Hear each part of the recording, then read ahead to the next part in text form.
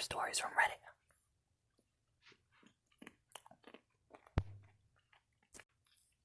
Sorry about that, I put some blueberries in my mouth. I won't be doing that during this shit. Anyway. So, I'm gonna go through some of these weird ass titles. See what I can do. Read. Okay. Oh, Jesus. Why did these all look so stupid? Staircase game. Is this good? Hang on, y'all. Let me pause it. I'll be right back. Okay, so I'm gonna read this one. Apparently, it got a few good rewards, so it seems to be a good one. So, oh Christ, let me get my phone here, because I can't sit on the floor like that. So,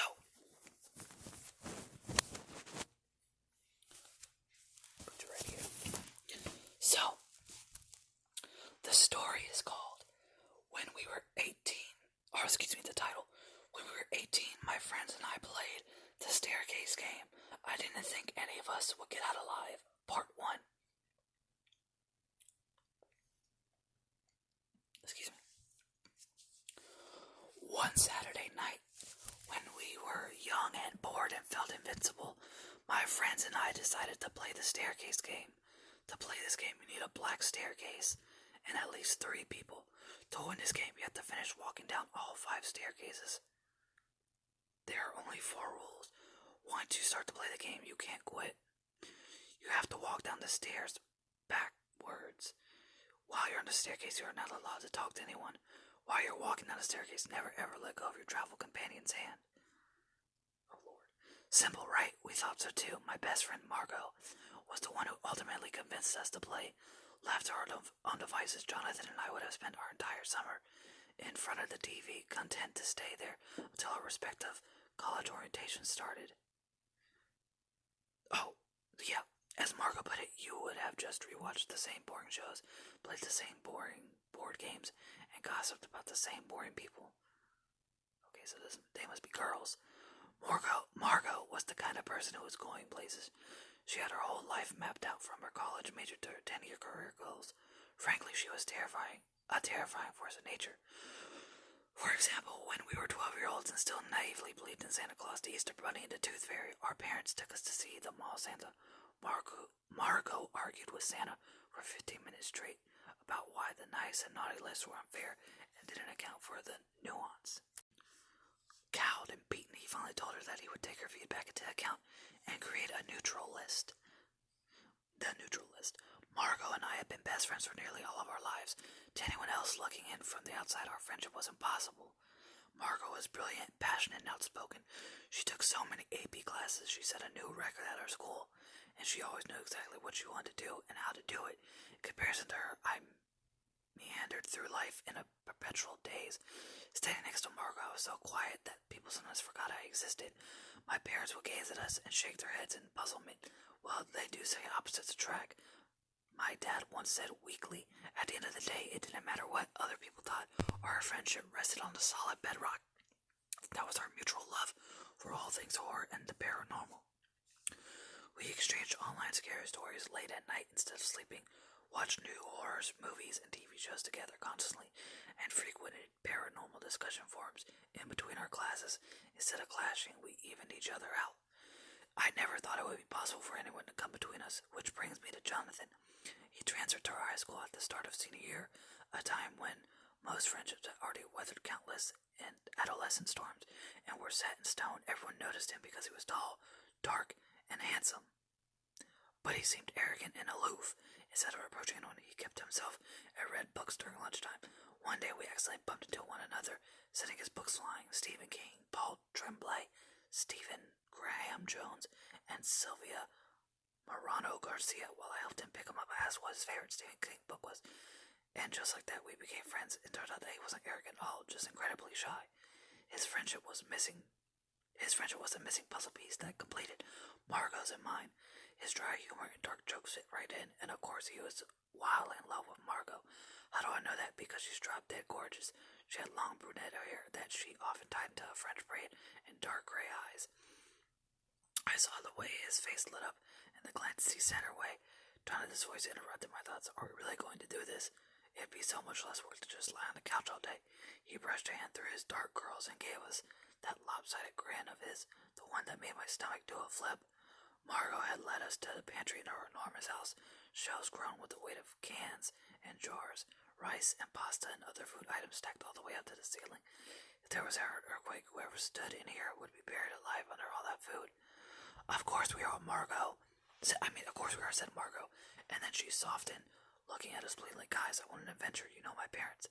If they had their way, they'd bundle me up in a bubble wrap and lock me in a safe. Sadly, she was right. Mr. and Mrs. Auden were fiercely protective of Margot. We suspected that protectiveness stemmed from her sister's death. Mary Ann drowned in the pool while Mr. Auden was on a business call.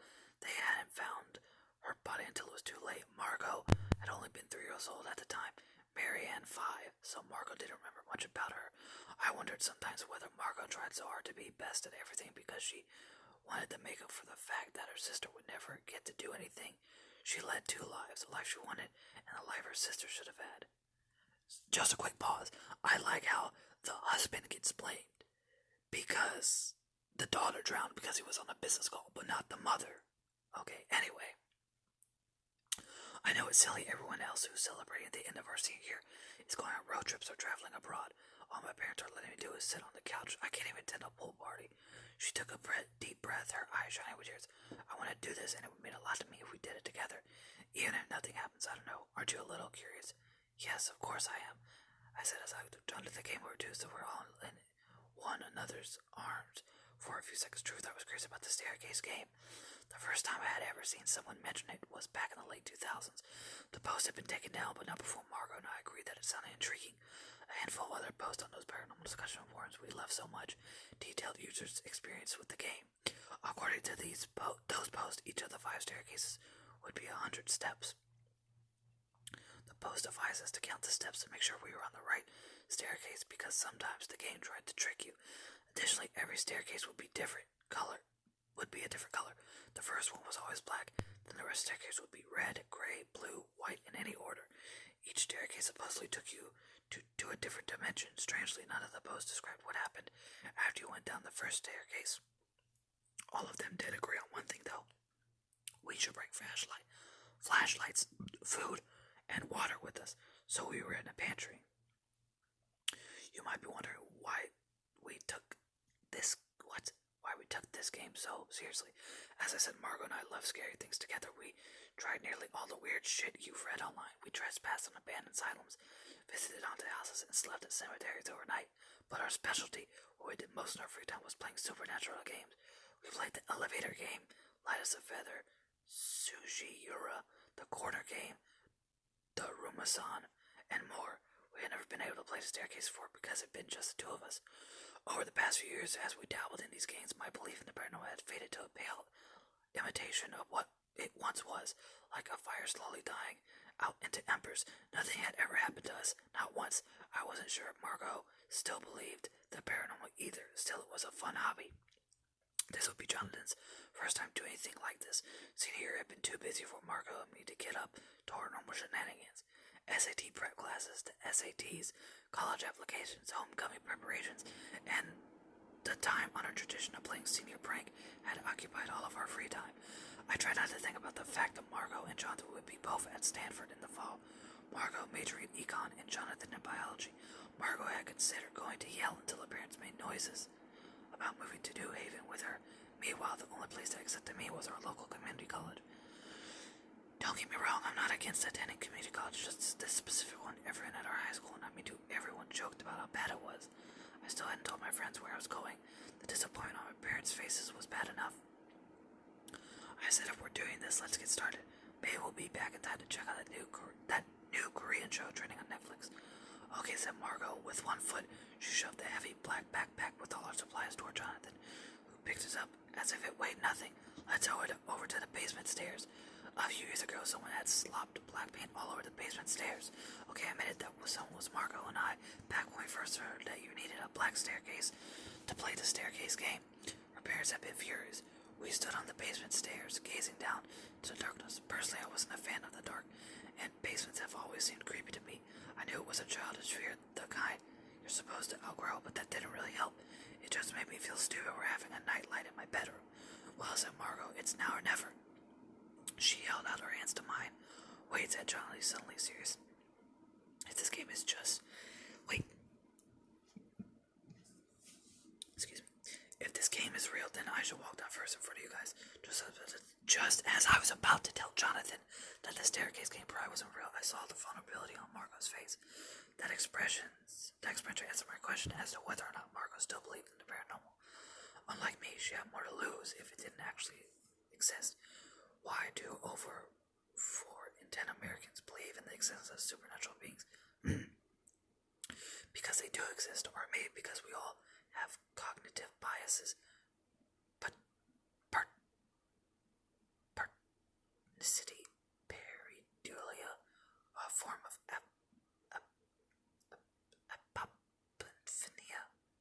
apophenia, I don't know, and confirmation bias. In other words, we make connections and meaningless data are between unrelated events, and we interpret information in a way that confirms our pre-existing beliefs.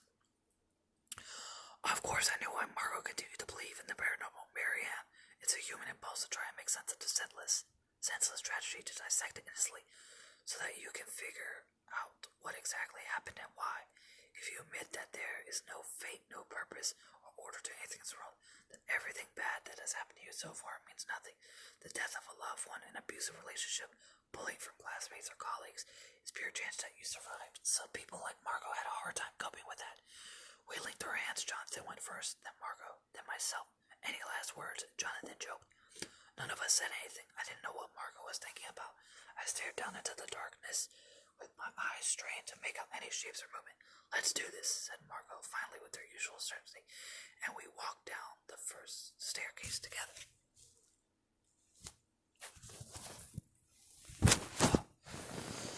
Staircase 1. I watched the light from the doorway vanish as the darkness pressed down on us. In a matter of seconds, it was so dark that I could no longer see the steps I had already walked past. I kept imagining monsters in the darkness. Monsters with gleaming yellow eyes who waited impatiently for us to descend further down the stairs. My hands sweated and Margot's gripped, and I longed to discreetly wipe it off on my shorts.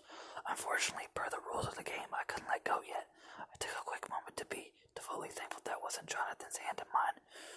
We walked and walked. It was so hard to believe to tell how far we'd gone, especially since walking backwards down the steps disoriented me. Yet I still felt that we should have reached the end of the staircase by now. Even though I wasn't that familiar with this basement, common sense that the object couldn't be bigger on the inside than it was on the outside, i.e. the TARDIS is alive, whatever that means.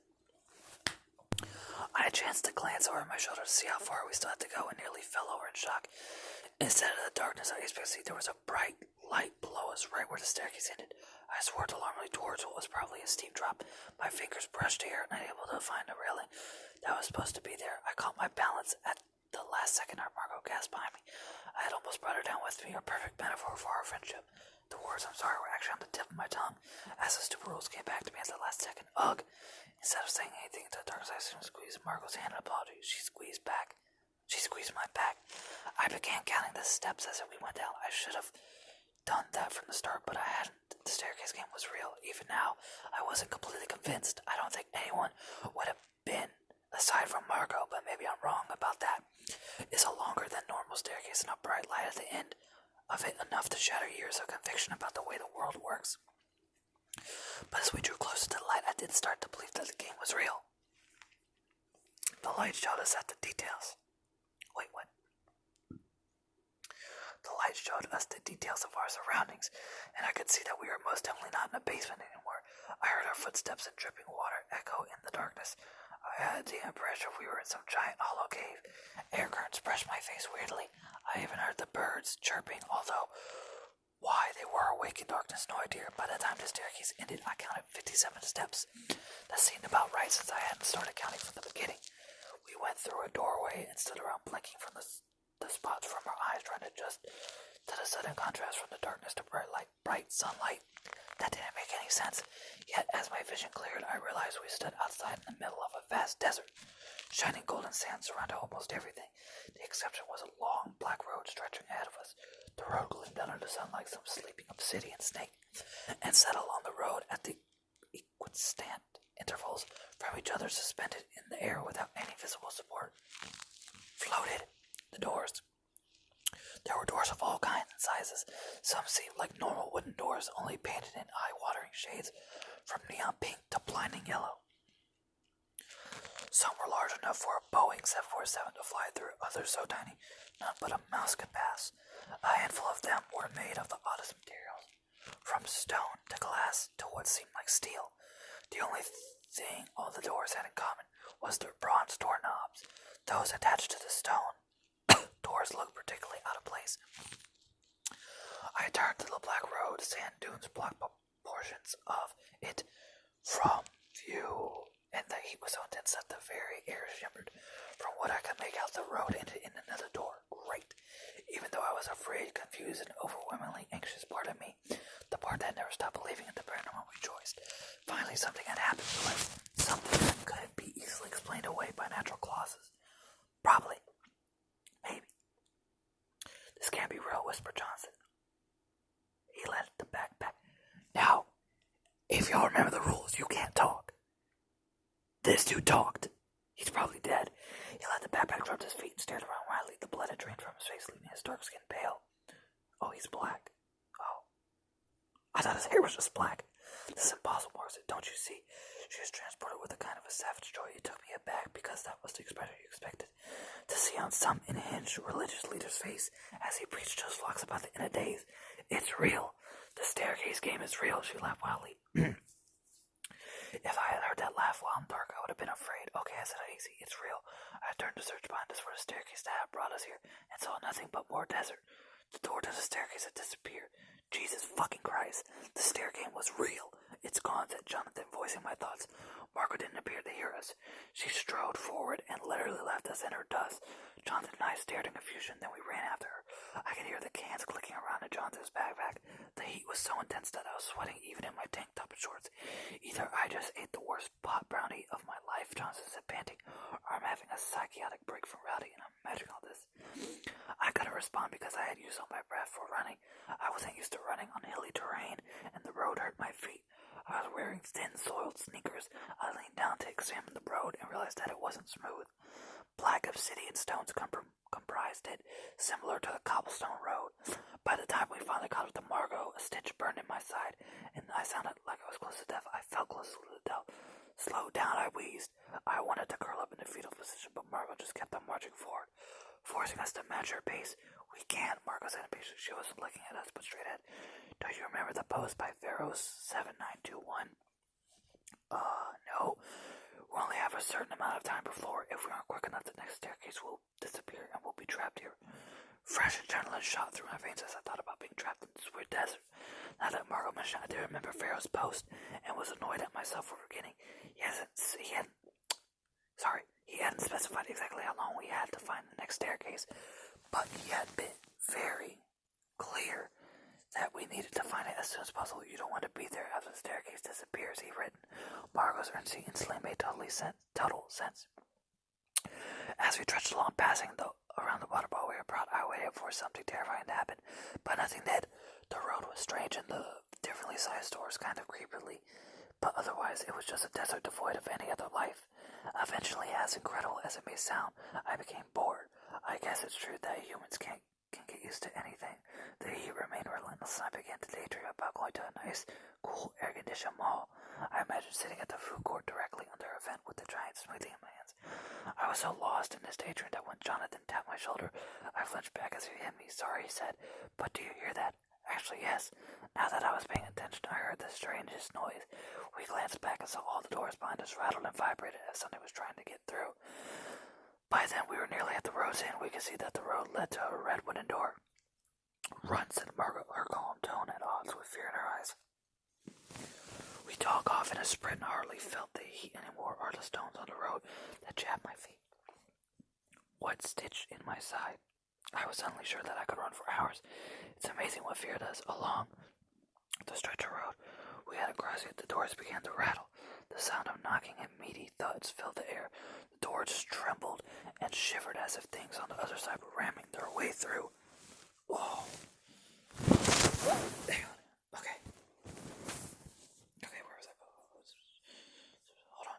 Okay, the second to last door, right next to the red one. That was our destination. Began to buckle under the weight of whatever was pushing it. As I watched, it splintered in half. Go! I screamed. Margaret reached the door first. She slapped the door, not trying to open it, then rammed the door with his shoulder. Jonathan pushed his way forward and simply turned the doorknob counterclockwise. We all piled through the door as it opened, our hands clutching at each other. As before, Jonathan was first and I was last. Because I was last. And oh. Sorry, I dropped my phone. Because I was last, I saw what broke through the doors close to splinters flew through the air as the door finally gave way under the tremendous force, battering it down. I saw them walk towards us as we backed down the staircase. They were beautiful with shining white skin and hair. No, they were horrifying. Their faces were the faces of praying mantises. They opened their mouths to scream at us, and I saw two sets of jaws, both filed with sharp teeth, made for rendering and tearing flesh, and too big for their triangular faces. And then they were heart-stoppingly lovely again, with the liquid doe-like eyes. I blinked, reeling from all the different images. I looked yet again and saw that their corpse-pale bodies had been starved to thinness. I could count every single rib. They staggered towards us, and now that their hands beseeching, my mind began to buckle under the strain, trying to make sense of them. Their appearance flickered back and forth, lovely to ugly, monstrous to beautiful, over and over again. I somehow knew that if I didn't stop looking at them, I would go insane.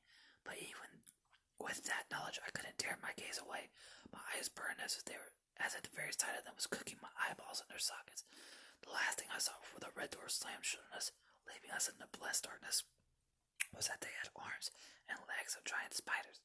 They lunged at us, and the hooks on those limbs scratched frantically at the closed door.